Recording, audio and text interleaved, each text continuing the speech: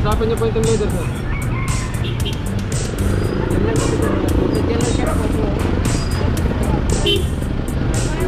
Kaya kuya tama.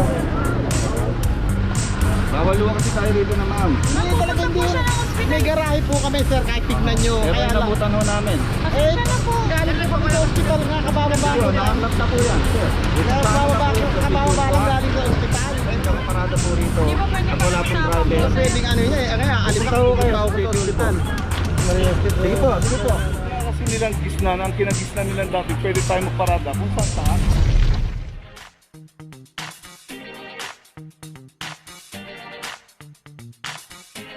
Papadyo TV!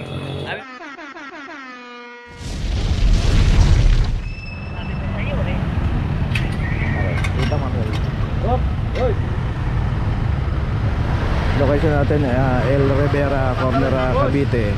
Ayun si Kuya binok. Pinaandar pa yung makina pero nakaklam na 2408. Unattended po yan, wala pong tao sa loob yan, sir, kanina. Kausapin niyo po yung team leader, sir. So yun nga, inabutan din dito pulang driver to. Ano rin tao ito?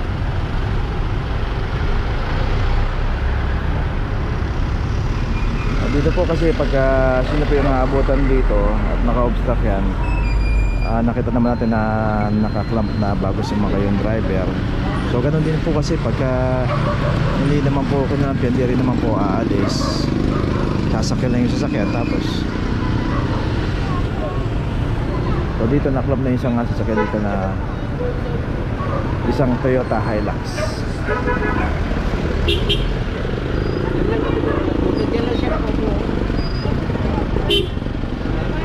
Kaya kuya tama.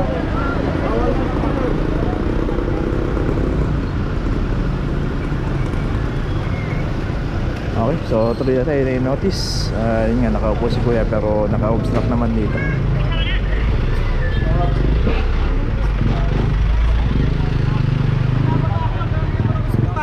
Babalik pa ako sa hospital ngayon. Okay po. Babalik kami sa hospital, kabababa ko lang, naghihilang ako. Bawal luwa kasi tayo dito na ma'am. Hindi talaga hindi. May garahe po kami sir, kahit tignan nyo. Pero Kaya lang. inabutan ho namin. Eh, galing po kami sa hospital nga, kabababa ko Yun, lang. nakaklap na po yan, sir. Kaya kabababa lang galing sa hospital. Ito, hindi mo na ako nakaranan. Babalik kami sa Basta hospital. po kami dun ma'am, basta po inabutan namin sa sakyan ninyo na nakaparada po rito. At wala pong driver. Pwedeng ano yun eh, kaya alis Pupunta ako ho kayo sa sa City Hall po. hospital. Sige po, sige po. Okay, so yun, galing pala sa hospital. Saka yung isang Nissan Navara, yun nakaklam na rin doon. Check lang natin. Wala na kayo eh. So ito, hindi na rin inabutan yung isang sasakyan dito. Ayun, 2407 para sa Navara. So dalawa po yung naklam dito. Okay, tuloy na po tayo. Sabal corner Prudential.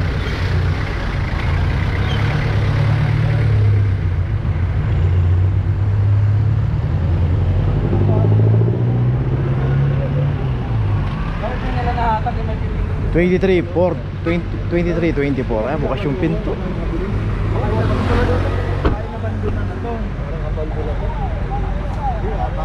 Okay, ninakaw to? So di nakalak yung pinto ng sasakyan. Ano ba to? Isang jelly o kabango pero ano, ang dami ng ano yun.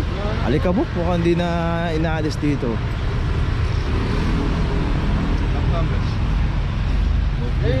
Wala rin plaka pero merong conduction sticker. Ito na lang ba yun? Reduction 2324. So pagka ganito po kasi dapat pwedeng itawag nyo sa towing to pag di ko tumubos ito mamaya. Okay, so wala talaga may ari ito. Okay, ito may notice na pagka hindi ko tumubos to, papatowing na kagad to. Okay, tuloy na po tayo. Okay, dito tayo sa Santander. Ito yung naka-street corner dito. Ito nga, wala rin yung driver nito. Saka yun nga yung parking attendant, hindi po tinitikitan tong mga naka-street corner dito. So the rest lahat yan may mga ticket yan, dahil pagka yan hindi walang ticket o hindi nagbayad, tinatawag niya rin po dito sa clamping operation yan. 2409.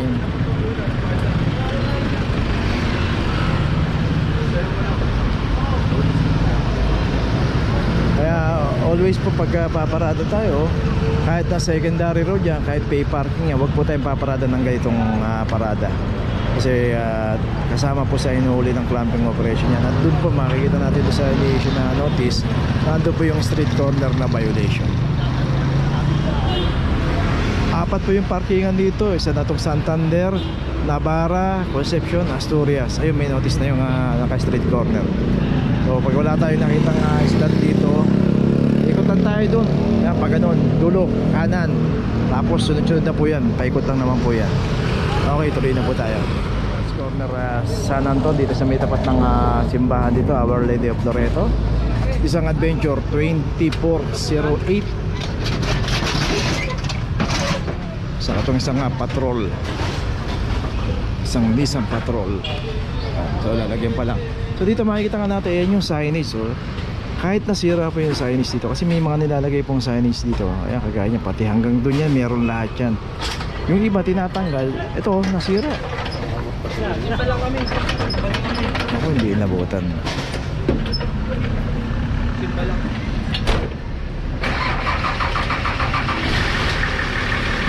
So yan, ganyan po yung nangyayari minsan na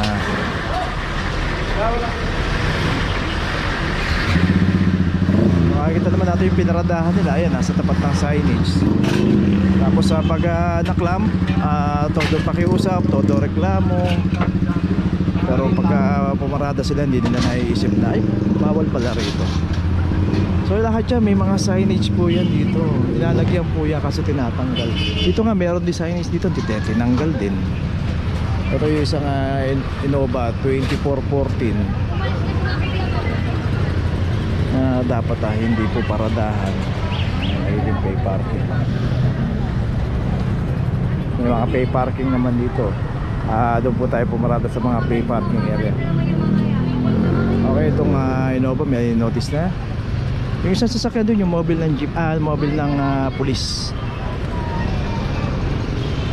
Sayang isa dito yung patrol. Hindi pa ako kasi nakakram na abutan. Okay, itong isang medyo may notice na rin. Tuloy na po tayo. Paisin natin sa Sobriedad, corner Ventura Street.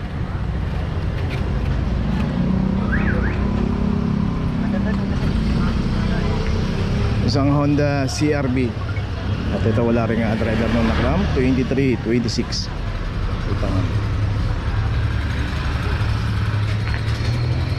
At dito random naman po yung operation pagka inabutan po yung ating sasakyan at walang driver. At walang driver, automatic na po yan. Dito sa policy po ng clamping, hindi po inaanap yung driver, hindi po wala pong 5 minutes na inaantay. Kaya pagka natatnan po yung sasakyan nyo, walang driver, automatic na po yan.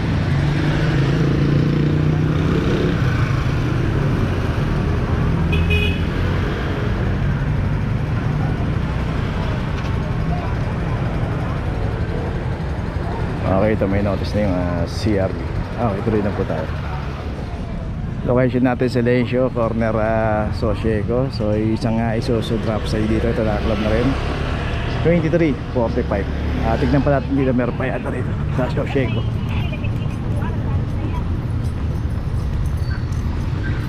At dito rin isang CRV. Ito nakaklab na rin. May notice na 2325. Saka yung isa pa doon. So dito kasi merong may condominium dito. Yun nga. Dati nung unang inoperate to, ang haba nito hanggang doon bago lumabas ng Ramon Magsaysay yung mga nakaparada mga sasakyan dito. At halos karamihan nga sa condo. Dahil napakamahal po ng parking dyan sa loob ng condo. Kaya kasi nagtsatsaga silang pumarada rito. Pero yun nga, dahil nga ang barangay mismo nagpapa-operate dito na dapat zero obstruction. At dito rin isang Honda City club number 2410. Ito meron na rin notice. So dalawa yung naklam dito sa Sosieco at saka isa rin sa Silencio. Okay, tuloy na po tayo. Location natin P. Margal, corner Musa Street, at dito isang expander.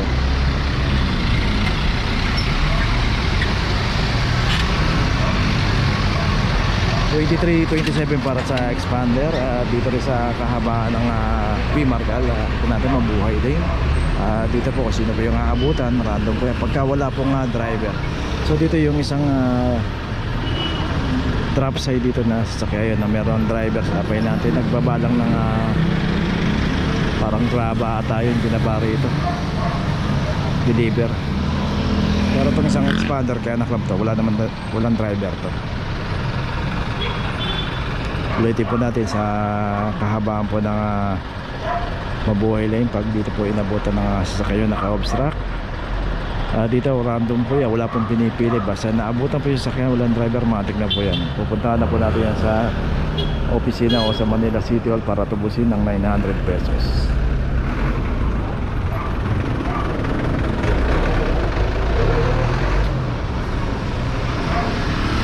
So yung driver nandun sa loob. Okay, may notice na itong expander. Tuloy na po tayo.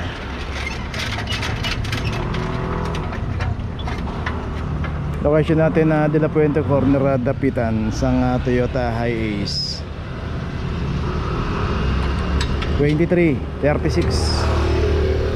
At ito wala ring driver. Ayun nga, tinawag ni Kuya pero hindi na po umabot at nakaklamp na to.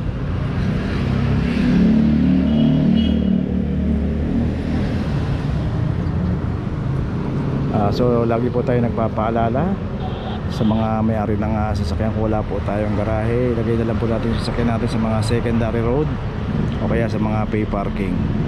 Dito po kasi pagka nadaanan po yung ating sasakyan, lagi po dinadaanan to ng clamping operation. Siguro alam naman nila sa tagal na rin po ng operation, pero ganun pa rin po na parang binabaliwala nila kasi kung talagang binibigyan nila ng importansya na alam namin ang uhuli rito may dumadaan dito, siguro iiwasan ng pumarada rito during operation.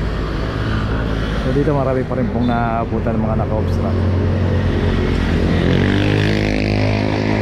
Pagka na-tsempohan po tayo, parang hindi tayo nahuliin nakarang araw, pero pag nadaanan po tayo at na-tsempohan, abala po yan. Pupuntahan po natin yan sa Manila City Hall at may kaukulang penalty 900 pesos.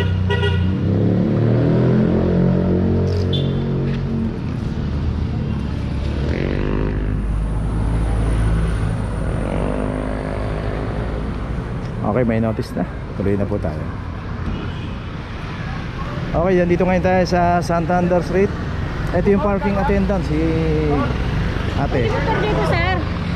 Pwede motor dito. Pwede motor dyan. Pwede mo po. Huwag mo lang yung sakyan na. Ano? Wala. So yun, nakakita natin yung mga parking dito hanggang doon. Pagka puno to, ikot tayo, labas tayo ng laon-laan. Paikot lang naman yan.